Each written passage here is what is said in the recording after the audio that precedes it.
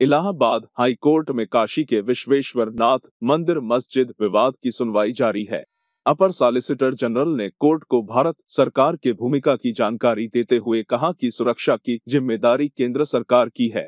राज्य सरकार के अपर महाधिवक्ता MC चतुर्वेदी ने भी राज्य सरकार का रुख कोर्ट के समक्ष स्पष्ट किया है।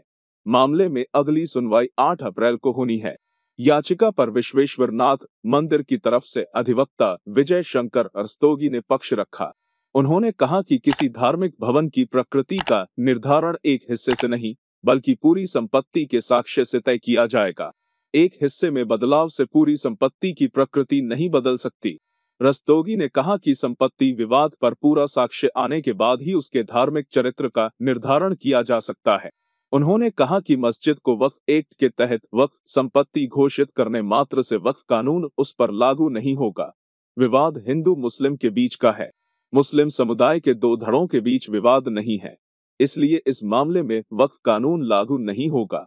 उन्होंने कहा कि केवल संपत्ति का ही विवाद नहीं है, करोड़ों हिंदुओं की आस्था और भावनाओं का राष्ट्रीय विवाद है। विवादित स्थान लॉर्ड विश्वेश्वर नाथ मंदिर का है, जहां मुस्लिम समुदाय मस्जिद होने का विवाद खड़ा कर रहा है। रस्तोगी ने कहा कि राम अयोध्या जन्मभूमि मंदिर फैसले के बाद इस केस का महत्व बढ़ गया है।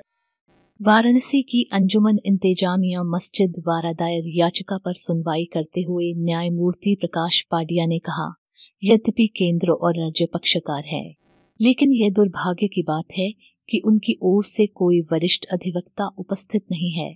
इससे पहले 24 मार्च को मंदिर की ओर से पैरवी कर रहे अधिवक्ता ने दलील दी थी कि पूजा स्थल का धार्मिक चरित्र वैसा ही है जैसा 15 अगस्त 1947 को था, इसलिए पूजा स्थल अधिनियम 1991 के प्रावधान यहाँ लागू नहीं किए जा सकते हैं।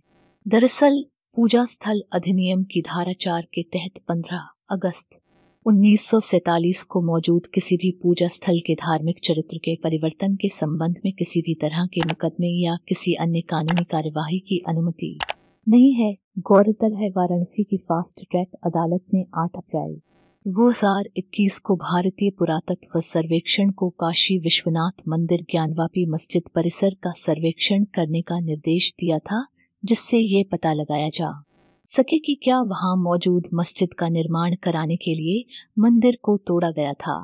इलाहाबाद हाई कोर्ट ने 9 सितंबर 2021 को वाराणसी की अदालत के आदेश पर रोक लगा दी थी। इलाहाबाद हाई कोर्ट ने सर्वेक्षण की समय सीमा बढ़ाकर 30 अप्रैल कर दी है।